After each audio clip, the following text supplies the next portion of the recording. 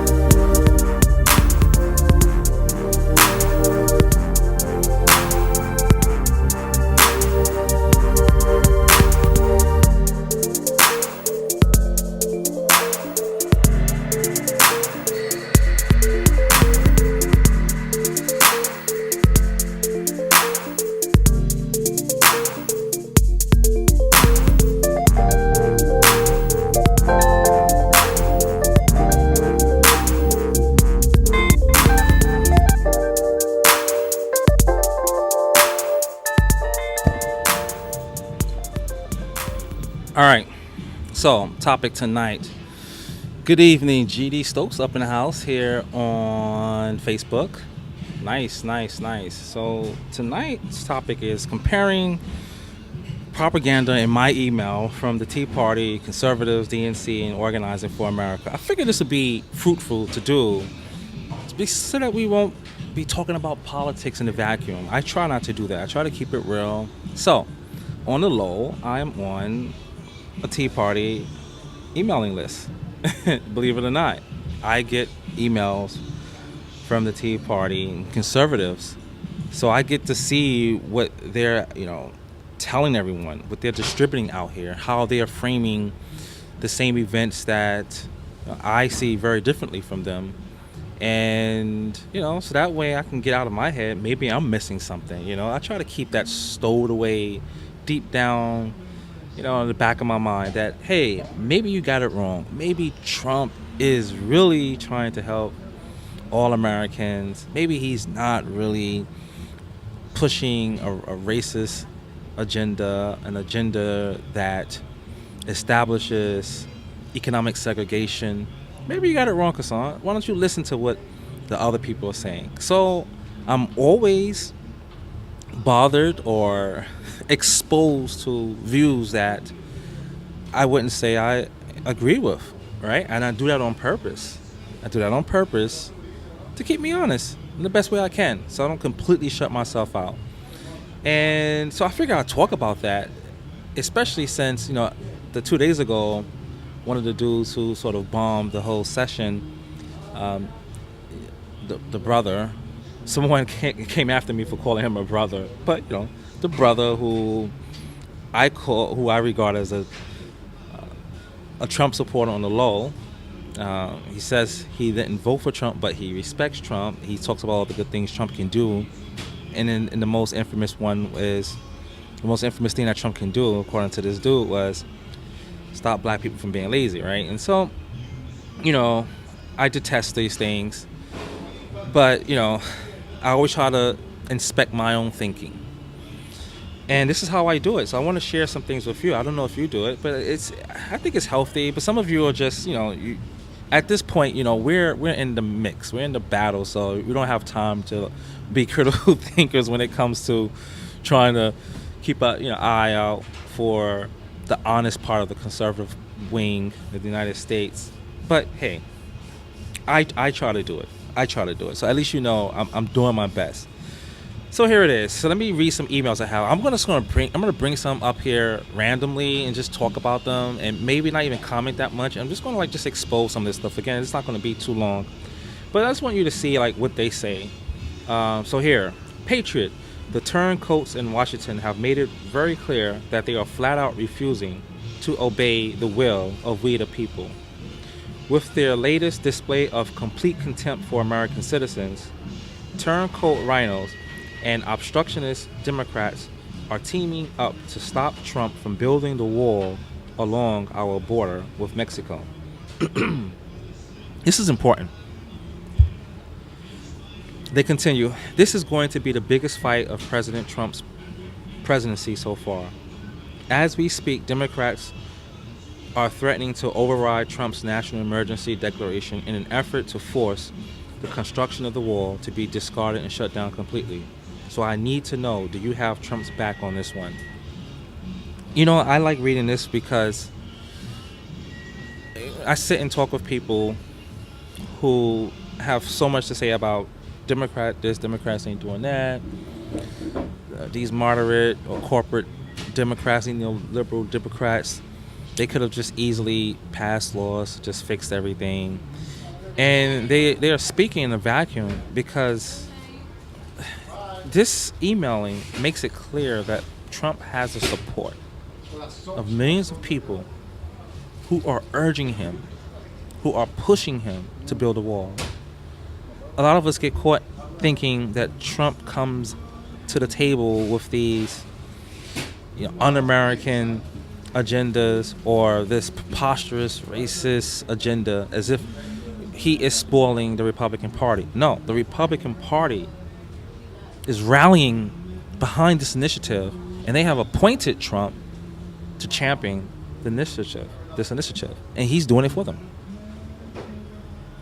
They said here, so I need to know, do you have Trump's back?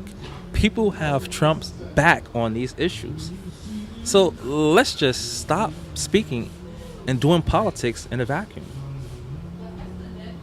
It just doesn't make sense to do so. And that's why, I'm a little hesitant to always, get behind somebody who wants to call out the 1%. Yes, we know what the 1% are doing. We know that they're exploiting this country, but people are supporting that. There are millions of people voting for politicians who are opening the door for the 1% to do what they need to do. People are opening the door for racists to do what they do. All right, and so this is what these emails remind me. They remind me that Trump, it's not just Trump up here talking about a wall. There are people here trying to fund the wall, directly and indirectly. And it's kind of, it gets on my nerves though when I hear people just talk about the Democrats, imperfection. And obviously, I'm a Democrat, everybody, right? And I'm not trying to make you a Democrat, but I'm just trying to make you a real realist about what's going on, especially if you feel that the wall is not a good thing. I mean, there are people fighting against this wall. So I got to beat this down again. I just want you to know that millions of people are standing behind Trump to get this wall. I mean, a GoFundMe was started to build this wall. They're trying to protect the national emergency. So it's not Trump alone This is why voting matters. People are talking about, you know, what every individual politician needs to do. And, you know, when I look at the exit polls from the last, public advocate election, which showed that only like 9% of New Yorkers got out to vote, I'm like, are people taking this this seriously? They're not taking this seriously. Not enough. All right, let's move to another one. I'm just going to pick some randomly so that way I'm not skewing things. Oh, here's a good one. Fellow patriot, it's not just the Democrat House following Pelosi's open borders marching orders. All right, so Pelosi is being framed as some captain of this open border campaign. It's also never Trumpers in the Senate helping her keep our border wide open. According to Mitch McConnell, Pelosi has secured the 4 votes needed to slam the brakes on border wall construction, and another 3 have yet to decide whether to stand with Pelosi on President Trump. They are coming after our representatives who are fighting on our behalf. This is what's happening. This is how they talk among each other. They're saying, listen, you see what's going on here? You see what Pelosi is doing? We need to get such people out of the office. And there are some even more crude ones here. Hopefully I'll run into them. Let's see. Here's another one. Okay.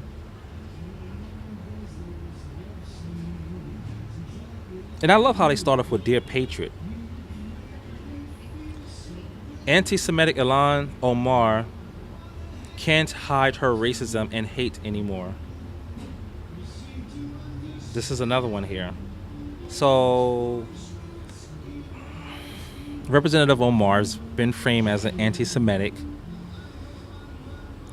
ally to terrorists, and this is because she criticized a lobby group that is pushing the Republican Party on certain conservative agendas, and she's considered anti-Semitic. They spread this among each other, and they push their representatives to make this a popular cry, and then people respond, and she's targeted, and her reputation gets tarnished. This is how they target our representatives. Do we have Omar's back? We have to have our representatives back because, listen, when they're in that arena, when they're on Capitol Hill, it's no joke. And this is something that, I knew that the new freshmen going in were going to run into. And in each and every one of them, the ones who came in with this resolve that they're going to get in there and clean up and drag the party completely to the left, they're going to come up against some walls. They're going to come up against some obstruction. And they're going to come up against some vicious tactics, vicious, unfair chicanery. So, it's unfair that she's considered an anti-Semitic, while many on the right are anti-Semitic and racist towards African Americans, Mexicans, you name it. But this is what is spread in the propaganda. So I, along with other people on this emailing, are getting these updates, and this is what's going on in people's minds. This is part of the political battleground, my friends. This is part of the political battlegrounds. So let me pull out another one here. Feds reveal frightening new numbers of migrant groups crossing border in Arizona. Now, we all know that border crossing, illegal immigration to the United States, is at a huge low. But yet, we're going to find disinformation and misinformation spreading through the Republican Party. So when people ask, I can't believe the Republican Party is going to be thinking this way. Again, we cannot afford to be in a vacuum. That's why I'm on their emailing list. I get this Tea Party emails, I'm surprised very often, and I go, oh my goodness, this is what they're thinking. But at least this equips me to be on top of my game.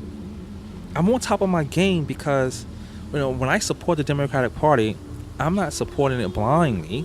I'm supporting it knowing that the Tea Party, that conservatives are equipping themselves to dismantle anything, everything that can make this country more responsive to a multicultural constituency.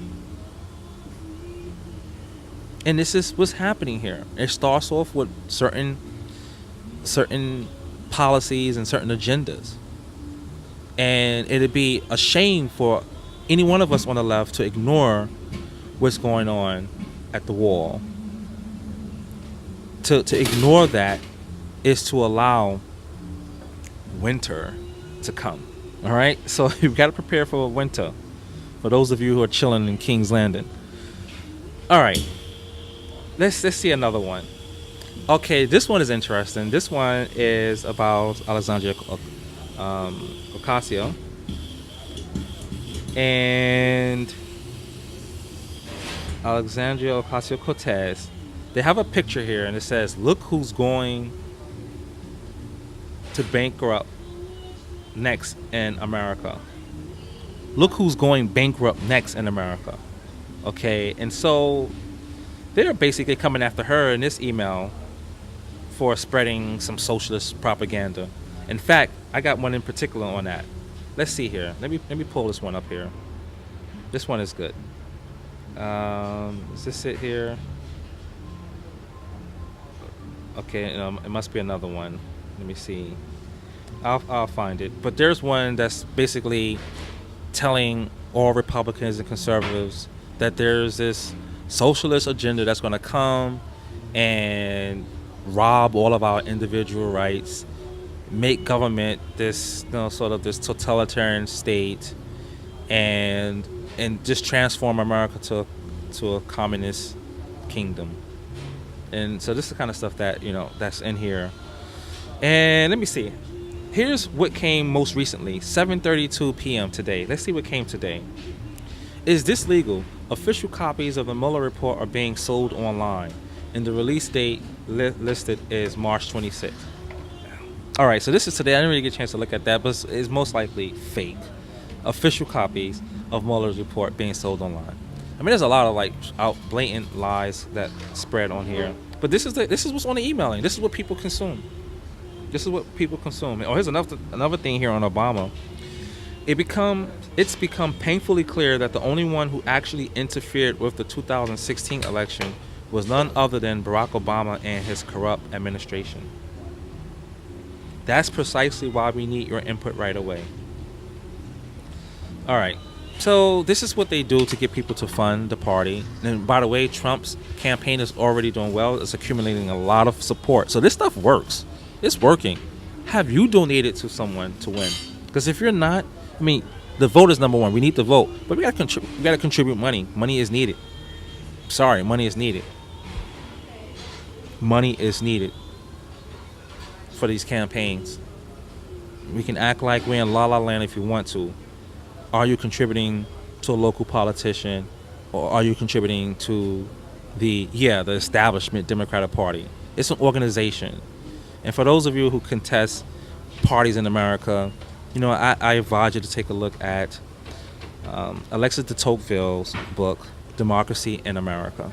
This is a very important book that pretty much explains, describes, and sort of dissect the key features and origins, to a certain degree, of American democracy. And one of the big features is associations.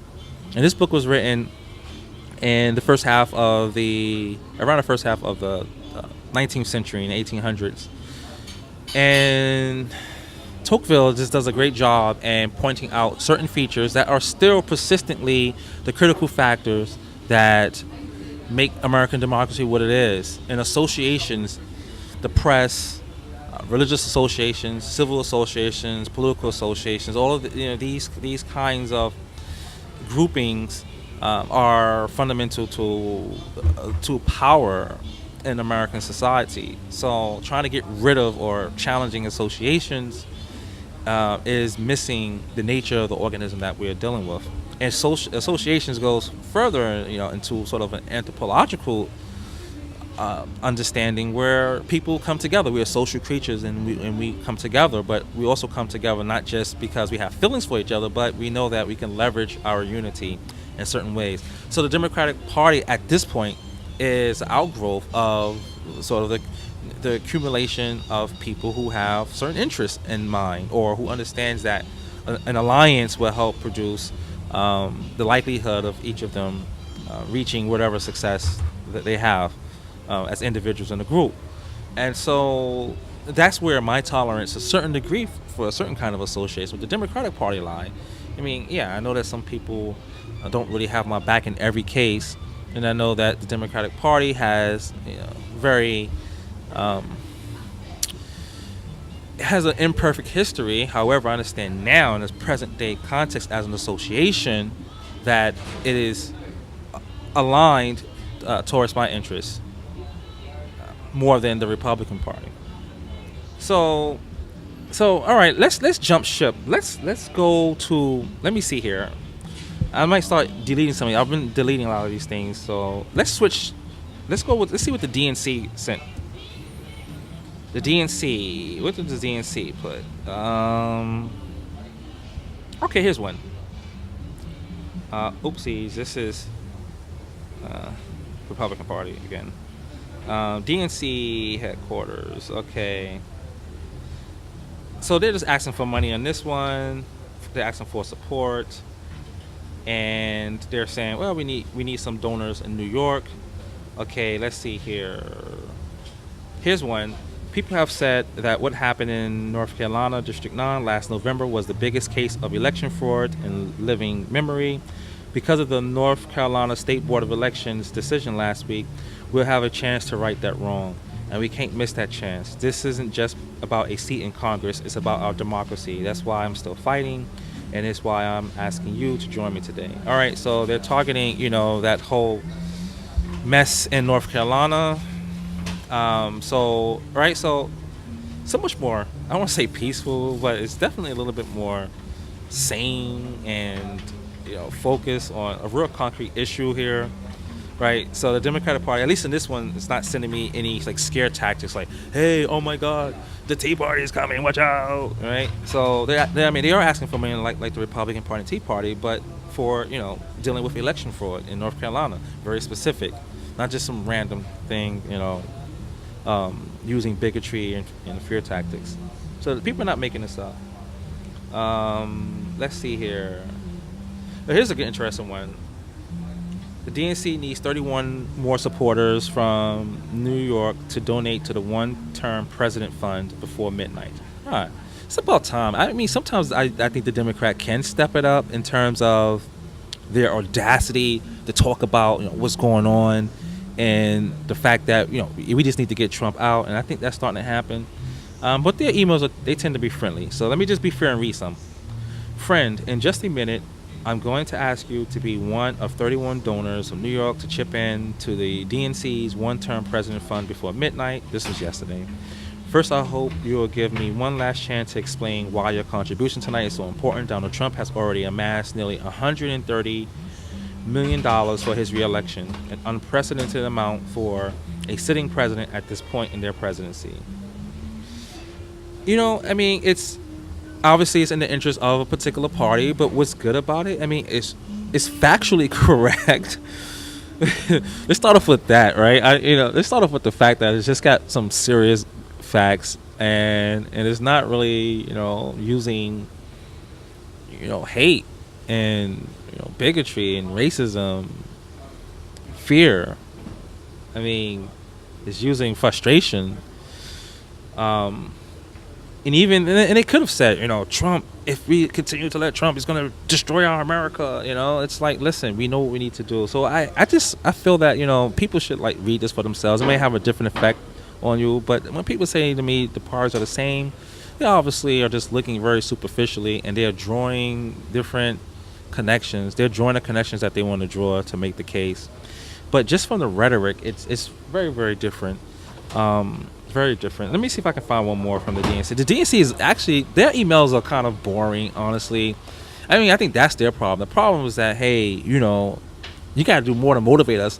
And, and a friend of mine I was debating made this case too, that maybe the Democratic Party is a little too heady, which is like why I try to amplify the politics to a certain degree, because it's like we just expect that common sense will win. But it's not going to win when you're dealing with, racial sentiments, when you're dealing with fear and certain emotions. Because those things are going to hijack the mind, and it's going to hijack reason. So yeah, and and let me tell you, even more than the DNC, now the DNC is on the left, so like the leftists, like those, who are like in the, Democracy Now camp, they are very much more emotional, and so and they do stick closely to facts. So I guess it's a good thing. I mean, I was talking to a friend about Alexandria Ocasio-Cortez and what her contribution is. It's along with like being audacious, having audacity just to say things as they are. She is like amplifying things and just coming hard at the scenario, even if she's sort of knocking over other Democrats. But at least I guess that emotion we need. I think people need more emotion than I actually thought we needed. So we need that passion, I guess. So let me give one of my favorite ones. Listen to Organizing for America, what they have to say. So heady. So here's a good one here. Organizing for, and this is pretty much Obama's kind of organization. This is his camp, and look at how his sound to get people to like participate in politics. It starts off with the name Kassan.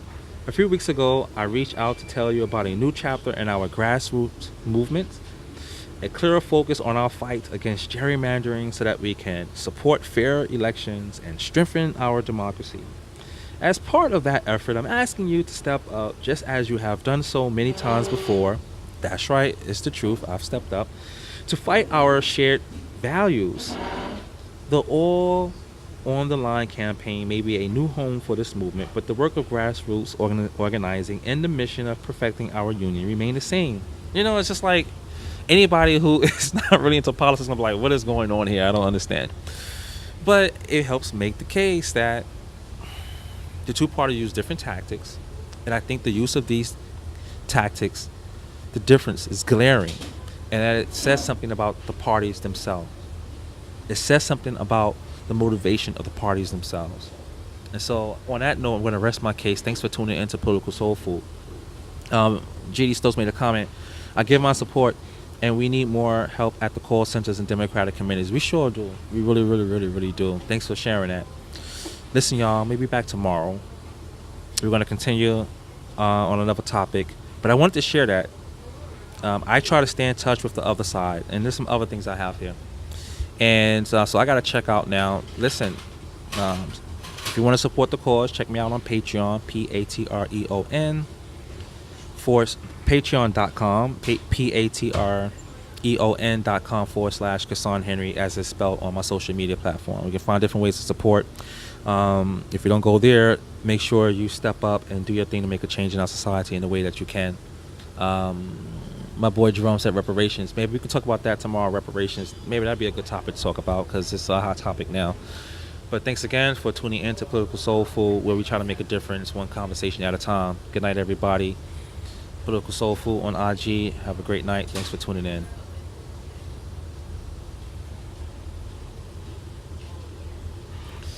Facebook, thanks again for tuning in. I'll catch y'all tomorrow. And YouTube, holla back at your boy next time.